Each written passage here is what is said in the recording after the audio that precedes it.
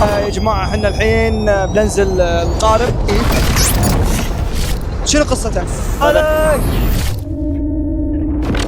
يا جماعة احنا الحين بننزل القارب وبياخذنا جولة حول السد ونشوف السد من تحت وشلون يدخل الماء يطلع الماء عفوا مع اخوي عبد الله وطاقم الرحلة. طبعا يا جماعة تشوفوا القوارب اللي مني، هذه عندكم الكياك ورا، وهذه قوارب يعني انتم واهلك بروحكم برايفت، وغيرها بعد هذه كهربائية صح؟ هذه الكهربائية حق 6 اشخاص، وعندك العائلية هذه بتكون مع احد افراد الشركة ياخذك جولة حول السد وحول يعني المكان هذا. اكتيفيتي على كيفك. يا جماعة شوفوا السد ايش كبره ما شاء الله. بس بسألك سؤال، شنو فائدة السد؟ السد طبعا يجمع مياه الامطار، عشان مثلا المكان هذا يصب فيه 300 شي وادي.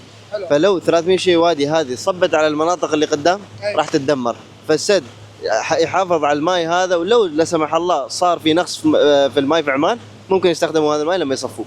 ما شاء الله. يعني شوفوا هذه فائدة السد.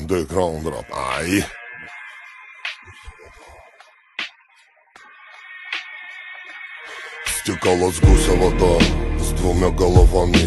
Таков нынче образ, матушка Русь.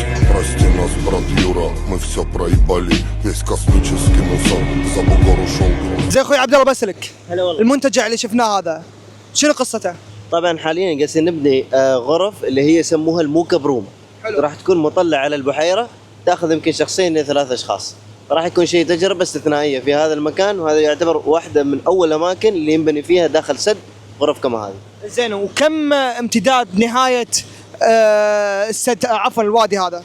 تقريبا 7 أو 8 كيلو تمشي على القارب من المكان اللي بدينا فيه الى نهايته. كم المدة على القارب يحتاج؟ 1.5 ساعة إلى 2 ساعات. ما شاء الله. تخيل يعني 2 ساعتين على القارب او 1.5 ساعة، وخصوصا الحين مهتمين في المنتجعات وتعزيز السياحة الداخلية وتشوف جمال طبيعة عمان عن قرب.